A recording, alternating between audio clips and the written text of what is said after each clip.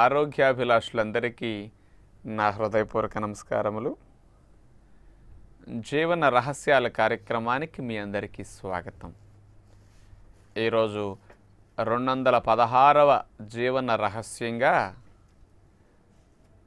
పోషకాహార పుల్కాలంటే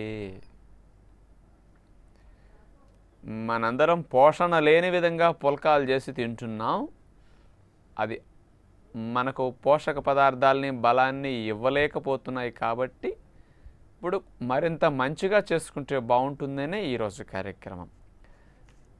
పుల్కాలంటే మీకు తెలుసు కదా, కొన్ని ప్రాంతాల్లో పుల్కాలంటే అర్థం కావట్లేదు. కొంతమందికి పుల్కాలంటే తెలియదు, చుక్కా రొట్టెలంటే తెలుస్తుంది. ఏదన్నా ఒకటే పేరు మార్పు. పుల్కాలంటే గోధుమ పిండి నీళ్ళల్లో కలిపేసి బాగా దగ్గర అయిన తర్వాత ఇంత ఉండగా చేసి పీట మీద కర్ర పెట్టేసి మనం పల్చగా చేస్తాం. దాన్ని డైరెక్ట్గా ఒక ఇనప రేకు మీద పెట్టో లేకపోతే వెడల్పాటి ఏదో నాన్ స్టిక్ ప్లేట్ మీద పెట్టో ఏమీ వెయ్యకుండా అట్లా వేడి మీద కాలిస్తే దాన్ని పుల్కా అంటారు. దీన్ని నుప్పుల మీద కాల్చుకుంటే చుక్కా రొట్టె కూడా అని అంటూ ఉంటారు. ఏదైనా ఒకటే, ఎక్కడ కాలినా. ఈ పిండితో వెడల్పుగా చేసి నూనె లేకుండా కాలిస్తే పుల్కా అన్నాం. దానికే ఇంత నూనె యాడ్ చేసి కాలిస్తే చపాతీ. పేరు మారిపోయింది నూనె పడేసరికి. దీన్నే తీసుకెళ్ళి బాండీలో నూనె పోసి మరిగించి అందులో వేసి దేవితే ఇది మీకు తెలుసు, నేను చెప్పక్కర్లా, పూరి. మరి మనందరం ఈ మధ్య ఎక్కువగా బరువు తగ్గాలనో కొవ్వు కరగాలనో కాస్త తేలిగ్గా ఉండాలనో రాత్రిపూట భోజనాల్లో అన్నం మానేసి పుల్కాలు పెట్టుకుంటూ ఉన్నాం. ఈ పుల్కాలని కొంతమంది మేము చెప్పగా మధ్యాహ్న పూట కూడా తింటున్నారు. షుగర్ త్వరగా తగ్గుతుందనో, బరువు బాగా తగ్గుతుందనో, కాస్త కూర ఉప్పు నూనె లేకపోయినా అన్నంలో కంటే పుల్కాల్లో బాగుంటుంది అన్నామనో మంచి పని చేస్తూ మధ్యాహ్నం కూడా తింటున్నారు. ఈ పుల్కాలకి చాలామంది ఏం చేస్తారు, ఆ పిండి నీళ్లు పోసి కలిపినప్పుడు అందులో ఎంత ఉప్పు వేస్తారు. బయట ఎక్కడైనా దాబాల్లో వేరు కానీ హోటల్స్లో కానీ ఇళ్లల్లో కానీ ఉప్పు వేస్తుంటారు. ఉప్పు వేసి పుల్కాలు కనుక కాలిస్తే మనకు ఉప్పు వాడకం పెరిగిపోతున్నది కదా. దాన్ని తగ్గించుకుందామనే కదా మన ప్రయత్నం, మానేద్దామనే కదా. కానీ ఉప్పు అస్సలు వేయకుండా చప్పదనం అనిపిస్తుంది మరి పుల్కా ఉప్పు లేకుండా చేస్తే. కానీ కూరలు కూడా చప్పగా చేసుకోమంటున్నాం, లేకపోతే ఉప్పు నూనె లేకుండా చేసుకోమంటున్నాం. ఈ పుల్కాల పిండిలో చప్పదనం లేకుండా ఒట్టి పిండితో పుల్కాలు చేసుకునే కంటే పోషణ పెరిగేటట్టుగా, రుచి పెరిగేటట్టుగా మనం ఆలోచిస్తే బాగుంటుందని ఈరోజు ఈ కార్యక్రమంలో మీకు అలాంటి మంచి విషయం తెలియజేయబోతున్నాను. ఒట్టిగా గోధుమ పిండి షాపులో కొనుక్కుని రిఫైన్ చేసిన పిండితో మనం పుల్కాలు చేసుకున్నా, మైదా పిండితో పుల్కాలు చేసినా, కొంతమంది మైదా ఎక్కువ కలిపి కొంచెం గోధుమ పిండి కలిపి పుల్కాలు చేస్తారు. ఇవి ఊరికే పొంగుతాయి తప్ప, మెత్తగా ఉంటాయి తప్ప మనకు అసలు పోషణ ఉండదు. అందుకని మన గతంలో ఒక రహస్యంలో చెప్పుకున్నాం, ఆడించిన గోధుమ పిండితో పుల్కాలు చేసుకోండి ఒక పూట కావాలంటే, ఇది మంచిదన్నాం. ఇంకా పోషకాహారాలు బాగా పెరగటానికి ఇంకొక పద్ధతి చెప్పాను. మరి ఆ రహస్యం వినన్న వాళ్ళకు కూడా ఇది కొంత తెలిస్తే బాగుంటుంది. కాబట్టి ఈ విషయం కొద్దిగా చెప్పి పోషణ ఇంకా పెరగటానికి ఈరోజు అంశంలో కొన్ని విషయాలు మనం తెలుసుకోబోతున్నాం. 1 కేజీ గోధుమలను తీసుకుని వాటిని ఒక పక్కన పెట్టండి. ఇతర రకాల చిరుధాన్యాలు కూడా పుల్కాల పిండికి కలుపుకోవచ్చు అన్నమాట. దానికి సజ్జలు 1 కేజీ, రాగులు, వీటిని చోళ్ళు అని కూడా అంటారు, వీటిని 1 కేజీ, తెల్ల జొన్నలు కానీ పచ్చ జొన్నలు కానీ ఏదన్నా ఒక రకం 1 కేజీ ఏదైనా తీసుకోండి. సోయాబీన్స్, సోయా చిక్కుడు గింజలు యాంటీ కొలెస్ట్రాల్లో ఉపయోగపడతాయి అన్నమాట.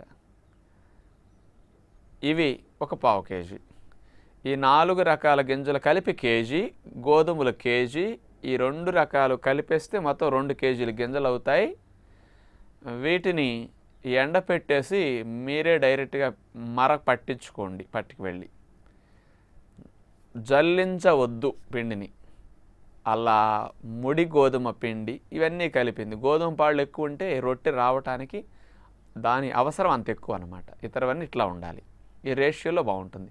ఇంకా ఎవరికన్నా కొంచెం పోషణ బాగా పెరగాలని రైస్ మిల్లులు అందుబాటులో ఉంటే ఇందులో మేమేం చెప్పాం, ఒక పావు కేజీ తవుడు కూడా కలుపుకోండి.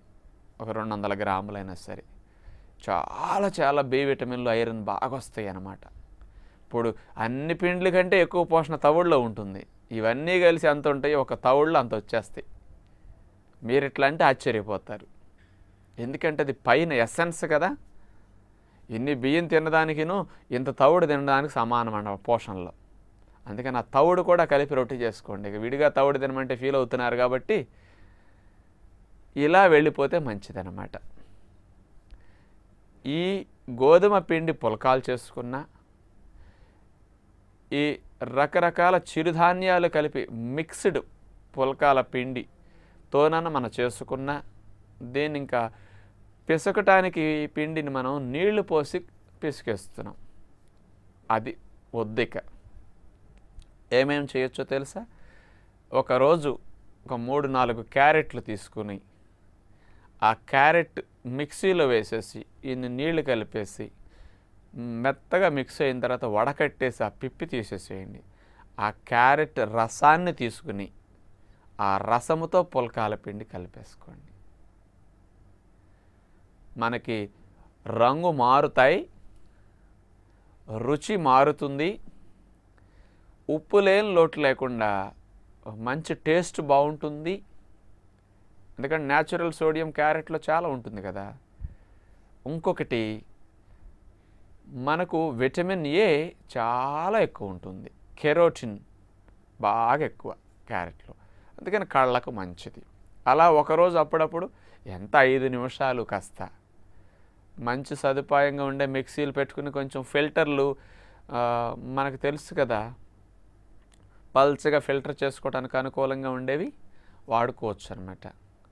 అలాంటి వాటిలో పోసేసి రెడీగా సంచుల్లా కుట్టించుకోండి ఇంట్లో. మనకి నీళ్లు వడపోసుకోవటానికి ఈ మధ్య వస్తున్నాయి చూసారా, పల్చటి నైలాన్వి. అలాంటివే ఒక క్లాత్ కొనుక్కొచ్చేసి మనం ఇంత గుండ్రంగా సంచిలాగా కుట్టామనుకోండి, ఏదో డబ్బులు వేసుకోవడానికి బొడ్డు దగ్గర వేసుకోవడానికి సంచులు కుడతారు కదా, అట్లా కొంచెం పెద్ద సైజు కుట్టేసేస్తే ఈ ఫిల్టర్ చేయటానికి గ్రైండ్ అయిన తర్వాత అందులో పోసేసి పట్టుకు పిండేస్తాం. పైనంతా పిప్పుండిపోతుంది, అడుక్కు రసం వచ్చేస్తుంది. తర్వాత ఇప్పుడు జాడించుకోవచ్చు సంచుని. అట్లాంటివి రెడీగా ఉంచుకుంటే పెద్ద టైం పట్టదు. తీసేసుకుని పోసి కలిపేయండి. ఒక్కొక్క రోజు, మరి రోజు క్యారెట్టే కాకుండా పాలకూర, ఇక అసలు ఉప్పు వేసినట్టే పులకాలు బాగా చప్పదనం లేకుండా రుచికరంగా అనిపిస్తాయి. బాగా 2-3 కట్టలు పాలకూర తీసుకుని 4 కట్టలు గ్రైండ్ చేసేసి ఆ రసం వడకట్టేసి దాన్ని కలిపి పులకాల పిండి చేయండి ఒకరోజు. ఒకరోజు టమోటాలు, నాటు వెరైటీలు తీసుకుని ఒక 3-4-5 టమోటాలు గ్రైండ్ చేసి రసం తీసి ఆ రసముతో పులకాల పిండి చేయండి. ఇట్లా ఇంకొక రోజు మనకు పాలు పోసి పులకాల పిండి కలుపుకుంటే చాలా బాగుంటుంది. అంటే నీళ్లు పాలల్లో ఉంటాయి కాబట్టి నీళ్లు విడిగా పోయక్కర్లా. ఒక గ్లాసో పాలు తీసుకుంటారు. ఈ మధ్య మనం వెన్న తీసేసిన పాలే వాడుతున్నాం కదా. వెన్న తీసేసిన పాలల్లో 100 గ్రాముల పాలల్లో 30 క్యాలరీలు శక్తే.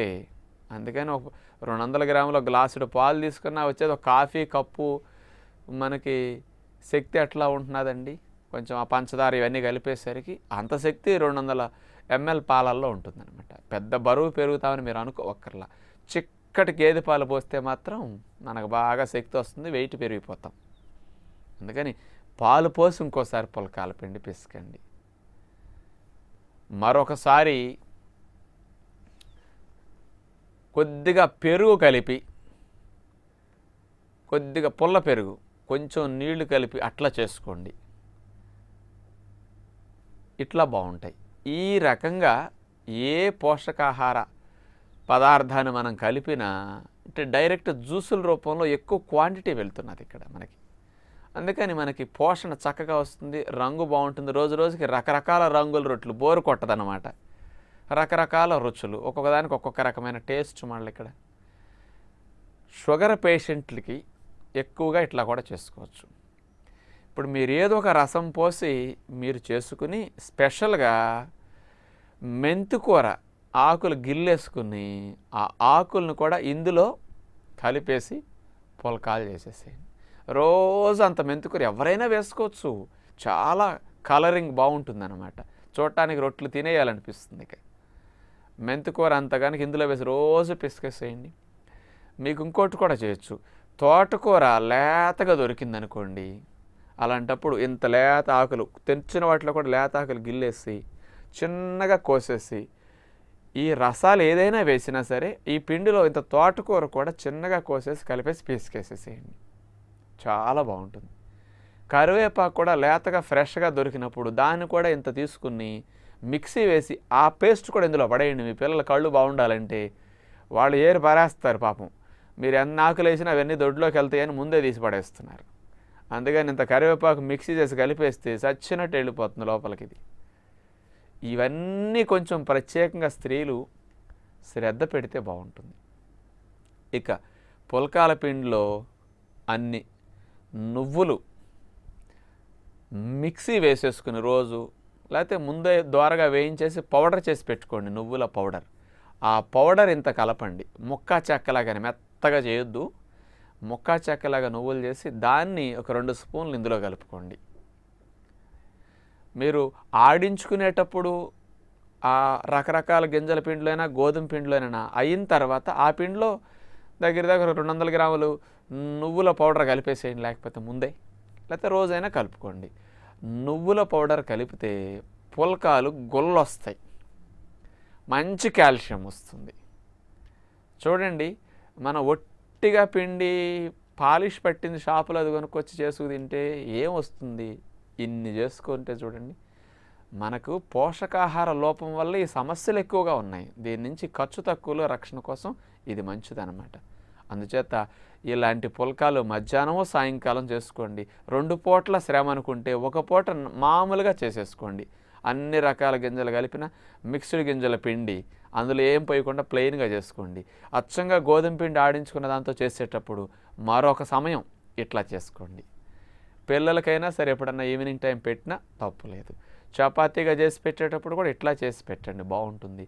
పోషకాహారాలు మన శరీరానికి అందాలనేదే మన ప్రయత్నం.